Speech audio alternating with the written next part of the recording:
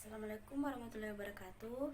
Perkenalkan, nama saya Andi Rahima Syahrir, NIM 2019-32019 dari Prodi Teknik Listrik dan Instalasi. Hari ini saya akan menjelaskan materi tentang transistor. Adapun materi-materi yang saya jelaskan dari transistor yaitu yang pertama, prinsip kerja transistor, yang kedua, kondisi transistor, yang ketiga, analisa garis beban transistor, yang keempat, transistor sebagai saklar, yang kelima, pembiasan transistor, dan yang terakhir yaitu transistor sebagai penguat. Saya akan menjelaskan materi transistor ini melalui slide berikut. Oke, saya akan menjelaskan materi tentang transistor. Transistor adalah suatu komponen yang banyak dipakai di elektronik, yang berfungsi sebagai saklar dan sebagai penguat sinyal audio atau sebagai amplifikasi. Transistor ini sering digunakan di barang-barang elektronik, sering dijumpai karena transistor ini memiliki fungsinya sebagai saklar dan sebagai penguat sinyal audio. Yang kedua, transistor itu terbuat dari silikon semikonduktor. Yang ketiga, transistor terbentuk dari dua dioda yang disusun berlawanan. Dioda terbentuk dari tipe P dan tipe N.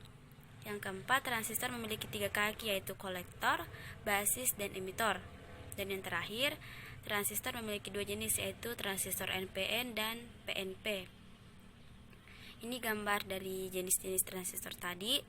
Ini jenis transistor PNP, jenis transistor NPN, di mana kakinya itu tiga yaitu emitor, basis, dan kolektor. Selanjutnya kita masuk pada prinsip kerja transistor. Jika VBB atau tegangan basis diperbesar, maka IB atau arus basis akan membesar dan IC atau arus kolektor juga akan membesar. Arus mengalir dari VCC atau tegangan kolektor arus ke IC menuju emitor. Sehingga dalam kondisi IC sudah mencapai maksimum, maka arus akan berhenti mengalir karena sudah mencapai titik maksimumnya. Meskipun VBB dan IB diperbesar, maka IC akan tetap pada nilai maksimumnya. Maksudnya di sini VBB itu jika diperbesar maka IB juga akan membesar sehingga IC juga akan membesar. Jika sudah mencapai pada titik maksimum, maka maka arus IC akan berhenti mengalir karena sudah mencapai titik maksimumnya. Ini gambar dari prinsip kerja transistor. Kita lihat ini semakin naik jika VCE-nya itu diperbesar, maka IC juga akan semakin membesar sampai mencapai di titik maksimum.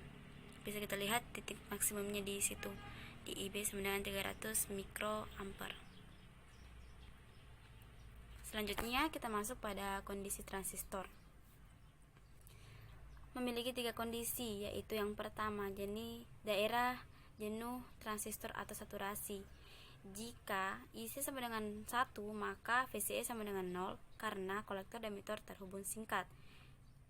Yang kedua, daerah aktif transistor. Yang ketiga, daerah mati transistor atau cut off, yaitu jika diproyeksi maka IC akan mendekati 0, maka VCE sama dengan VCC karena kolektor dan emitor rangkaian terbuka. Selanjutnya, analisa garis beban transistor.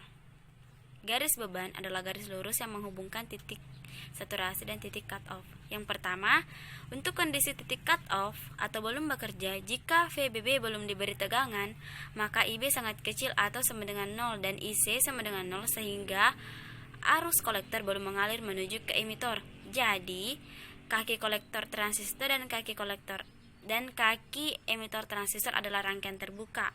Kita lihat persamaan hukum Kirchhoff yaitu VCC sama dengan IC kali RC tambah VCE, di mana IC tadi sama dengan 0 tambah VCE, sehingga VCC sama dengan VCE. Untuk kondisi kedua yaitu titik saturasi, jika VBB diberi tegangan, maka IB akan mencapai tegangan maksimum, sehingga arus kolektor akan mencapai titik maksimum. Jika IC sudah mencapai titik maksimum, maka kolektor dan emitor dalam keadaan tertutup.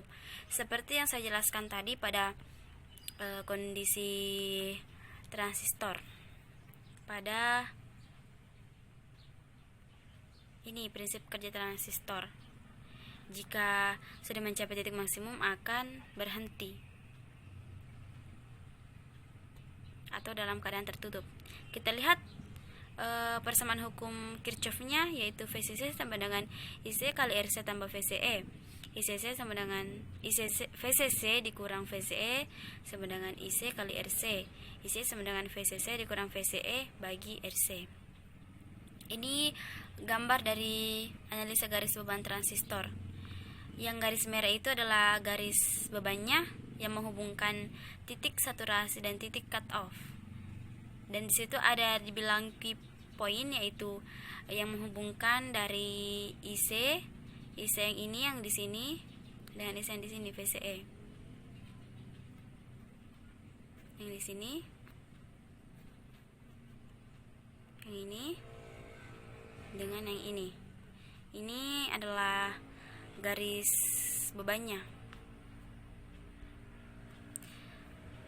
Selanjutnya yaitu transistor sebagai saklar. Dikatakan sebagai saklar jika pada suatu rangkaian terdapat transistor. Artinya mengoperasikan transistor pada salah satu kondisi, yaitu saturasi dan cut off.